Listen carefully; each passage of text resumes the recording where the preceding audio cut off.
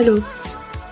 Bienvenue sur The Learning Diary, le podcast pour les acteurs du digital learning en route vers leur épanouissement pro et perso. Dans ce podcast, tu trouveras des retours d'expérience de professionnels du secteur, des conseils si tu souhaites toi aussi devenir freelance, et des astuces pour accomplir tous tes projets de cœur. Sinon, moi c'est Delphine Froid. Dans le domaine de la formation depuis 8 ans et en ingénierie pédagogique depuis 6 ans, je suis aussi coach pour les acteurs du digital learning. Parce que pour moi, un acteur du digital learning épanoui, c'est un professionnel de la formation capable de réaliser des expériences d'apprentissage incroyables pour les apprenants. Je te souhaite une agréable écoute. Hello! J'espère que tu as passé de belles fêtes de Noël. Pour ce dernier épisode collectif de l'année, je reçois Tiffaine Picot, qui nous a fait un superbe calendrier de l'Avent sur l'immersive learning.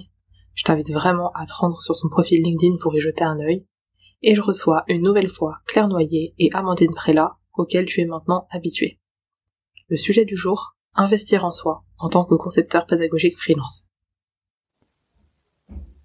Selon moi, investir en soi en tant que professionnel du digital learning, c'est savoir investir du temps et de l'argent pour sa veille, mais aussi pour sa formation. Pour sa veille, pour pouvoir rester un petit peu au courant de tout ce qui est l'actualité du digital, l'actualité du learning et l'actualité de manière générale de ce domaine-là. Et la formation, parce qu'il faut pouvoir se former sur les nouvelles méthodes, les nouveaux outils, vraiment tout ce qui est formation plus on va dire dur, mais il faut aussi savoir se former en continu et évoluer en continu sur nos soft skills, nos compétences telles que la curiosité, l'ouverture d'esprit, notre capacité à faire du storytelling ou même notre capacité de manière générale à se remettre en question, puisque c'est un domaine qui évolue tellement rapidement que l'on doit se remettre en question constamment et toujours se réinterroger sur nos manières de faire, nos manières d'aborder les sujets, nos manières de présenter les différentes notions et d'utiliser les outils qu'on a à notre disposition en fait. Investir en soi en tant que professionnel, c'est une question particulière parce que la notion d'investissement, elle est tellement liée à mes représentations de l'argent. Et ma personne n'est tellement pas liée à mes représentations de l'argent que pour moi, il y a un paradoxe dans la question. Ceci dit, on n'investit pas que de l'argent. Je parle beaucoup de temps dans les réponses que je transmets à Delphine pour son podcast, je m'en rends compte. Et effectivement, le temps, c'est de l'argent. Donc oui, on peut investir du temps plutôt que de l'argent. Et ça, pour moi, c'est un vrai investissement dans la personne que je suis pour mon activité professionnelle. Par exemple, veiller à toujours conserver du temps pour ma vie personnelle, j'en ai déjà parlé dans un précédent podcast, et ma vie personnelle, elle est faite de tout ce qui me maintient en forme, dans la bonne énergie, donc aller faire du sport, voir des amis, aller au ciné, parcourir une expo, lire un bon bouquin, ça c'est des choses qui me maintiennent en bonne santé psychique, on va dire, et physique. Je sais que j'en ai besoin pour être au top de ma forme. Je sais que c'est ce que j'ai souvent reproché à mes périodes de salariat, de finalement pas avoir assez de temps ou assez de souplesse pour pouvoir faire les choses qui me maintiennent en énergie, qui me font du bien, qui font de moi un être épanoui et complet. Et ben aujourd'hui, investir en moi en tant que professionnel, c'est d'abord ça. C'est d'abord garantir ces plages de temps et de disponibilité là pour me faire du bien, pour trouver du plaisir dans la vie et pour être épanoui au maximum. Et puis c'est aussi dédier des plages professionnelles à des choses qui ont peut-être pas un lien totalement direct avec mon activité, mais je sais que c'est des choses qui vont me nourrir, qui vont répondre à ma curiosité, qui vont me permettre de continuer d'apprendre. C'est presque des apprentissages collatéraux. Mon activité les demande pas, c'est pas une nécessité, mais je vais quand même dédier des plages de temps professionnelles pour aller à tel salon ou tel séminaire, assister à telle conférence, écouter tel podcast. C'est pas ultra nécessaire, je pourrais m'en passer et je pourrais dédier ma vie professionnelle sans doute d'abord à mes projets clients ou à développer ma communication, ma visibilité, etc., ma prospection. mais en fait je vais plutôt choisir de continuer à me nourrir intellectuellement et continuer à apprendre des choses, même si c'est pas en ligne directe, parce que moi je fais beaucoup de liens entre différents sujets et que encore une fois ça va nourrir aussi mon intellect, ça répond à mon besoin de veille professionnelle, ça va stimuler ma créativité, on en a déjà parlé sur un podcast fin novembre, et donc voilà, pour moi ça fait partie de ce que j'investis en moi, dans la personne que je suis, dans mon activité, et c'est ça qui fait, je trouve, la richesse de la vie d'indépendant. Encore une fois, c'est cette marge de liberté qu'on a pour choisir ce qui nous convient, ce qui nous plaît, ce qui nous nourrit, et du coup continuer à être dynamique. J'ai pas de routine moi dans mon activité, justement parce que j'ai cette marge de liberté là et que j'en fais à peu près ce que je veux. Voilà. J'espère que ça vous aura donné envie, cette réponse, d'ouvrir des portes aussi, de faire de l'air dans votre activité et de vous autoriser des choses peut-être un peu plus gratuites, un peu plus moins utilitaires, voilà, mais qui vont vous faire du bien et qui vont vous rendre hyper dynamique dans votre activité. Quand on est professionnel du digital learning, il faut d'une façon ou d'une autre se tenir au courant de ce qui se passe dans le métier. Il faut s'informer, il faut se former, et pour moi c'est comme ça que je comprends investir en soi. Les professionnels du digital learning, il y a un petit indice, un énorme indice dans le nom.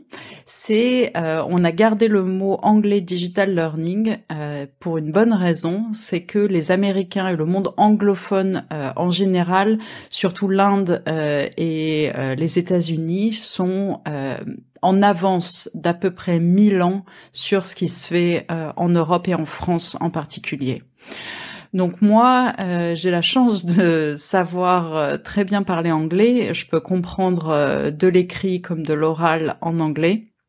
Donc l'unique investissement que je fais chaque année pour me tenir au courant des dernières nouveautés, pour savoir quelles vont être les modes, tu sais, genre dans 10 ans en France, je regarde ce que font les Américains. Donc j'ai plusieurs Américains que j'adore et j'aime leur style, j'aime leur façon de faire, j'aime leur façon de partager. Je pense notamment à Devlin Peck, qui est le dieu du portfolio. Je pense à Tim Slade, qui fait énormément de tutos sur YouTube, sur de Articulate Storyline notamment. Et mon héros aussi, c'est Anna Sabramovic, je ne sais pas si je prononce bien son nom, qui est une experte en langage expert. Voilà. Et donc ça, ce sont des personnes, il y en a plein d'autres, je pense à ces trois-là, mais il y en a plein d'autres qui proposent des vidéos YouTube qui ont des tonnes de formations hyper poussées, superbes. Et c'est des personnes que je suis en fait parce que j'ai l'impression qu'ils donnent une ouverture sur ce qui se fera en France dans quelques temps.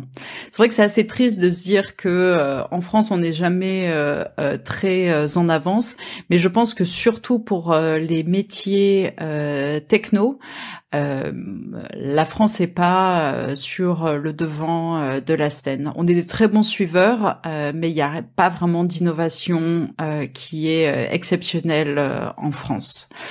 Donc moi, ça fait maintenant 3 ans que je suis indépendante et depuis le début, j'ai regardé ce qui se faisait à l'étranger. Il y a beaucoup de choses gratuites. Il y a du YouTube, il y a les sites web des personnes que j'ai citées et d'autres. On peut se former, ils font des formations et même si tout est en anglais, franchement, c'est facile de tout traduire aujourd'hui. Donc voilà, je dirais que pour rester au meilleur de son métier, il vaut mieux aller regarder ce qui se fait chez les voisins plutôt que de se concentrer sur ce qui se fait ici. Mais pas de paroles méchantes sur les Français, on est quand même top. Pour finir cet épisode, je voudrais te parler d'investissement selon mon point de vue. Lorsque tu deviens freelance, tu as plusieurs casquettes à gérer, comme je le dis souvent sur ce podcast. Dans plusieurs épisodes, je te parle des nombreuses formations existantes pour développer tes compétences en ingénierie pédagogique. Que tu souhaites devenir freelance ou non, j'espère que tu as pris le temps de recenser les formations qui pourraient te plaire, car tu n'es pas sans savoir que notre métier évolue rapidement, comme les autres d'ailleurs, et que ton rôle est primordial pour l'évolution des compétences sur ces métiers. Et si tu souhaites devenir freelance, alors tu seras amené un jour ou l'autre à apprendre à bien écrire, avec le copywriting par exemple, à vendre, à trouver des clients, à gérer l'administratif, la comptabilité pour certains, à créer du contenu pour ceux qui aiment, à maîtriser les réseaux sociaux, à organiser ton activité, à travailler ton expérience client, à créer et améliorer tes process, à dépasser tes peurs, tes limites, tes croyances pour avancer. Et pour ça, tu vas avoir besoin de prévoir du temps pour apprendre. Et de l'argent si tu souhaites apprendre plus rapidement et simplement. Tous les contenus sont disponibles gratuitement de nos jours. Mais ce que tu gagnes en payant, c'est un parcours déjà formalisé pour te permettre d'atteindre ton objectif plus rapidement. Pour choisir dans quoi investir, voici les questions que je me pose et qui t'aideront peut-être. Est-ce que j'en ai vraiment besoin maintenant? Genre pas dans 6 mois, j'en ai besoin maintenant. Est-ce que j'ai la somme nécessaire? Si je n'investis pas, où est-ce que j'en serai dans 6 mois? Est-ce que la personne qui propose cette formation m'inspire confiance? Est-ce que j'ai envie d'apprendre avec elle? Est-ce que son approche me convient? Comment puis-je mettre en application ce que j'apprendrai le plus rapidement possible dans mon activité? Avant, j'avais le syndrome du FOMO, dont je te parle dans l'épisode 44. Et c'est comme ça que je me suis retrouvée avec plus de 15 000 € d'investissement en accompagnement. Mais depuis que je réfléchis sérieusement à chacune de ces questions, mes choix sont beaucoup plus pertinents. En fait, ils l'étaient. C'est juste que j'avais pas besoin de tout maintenant, en fait. Surtout ça. Si tu n'as pas vu passer l'info, la TLD Academy va être refondue en début d'année. Et le tarif va donc augmenter dans 4 jours. Si tu souhaites devenir freelance en digital learning en 2023 et bénéficier de la version et du tarif 2022, tu peux m'envoyer un message sur LinkedIn ou WhatsApp. Les liens sont dans les notes de l'épisode. Tu auras aussi accès à la nouvelle version dès qu'elle sera prête.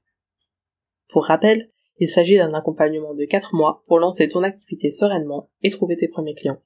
Plus que de t'aider au lancement, je l'ai pensé pour qu'elle puisse te servir à moyen et long terme puisqu'elle contient une partie structuration de ton activité.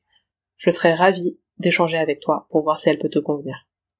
Et sinon, les offres de Noël sont également disponibles jusqu'au 31 décembre 23h. Je te mets le lien dans les notes de l'épisode également pour que tu puisses y jeter un œil si ce n'est pas déjà fait. Je te remercie d'avoir écouté cet épisode jusqu'au bout. Si tu apprécies le podcast et que tu souhaites me soutenir, n'hésite pas à mettre une note sur ta plateforme d'écoute ou à en parler à une personne qui pourrait aider. Je te souhaite une belle journée ou soirée selon ton horaire. À très vite.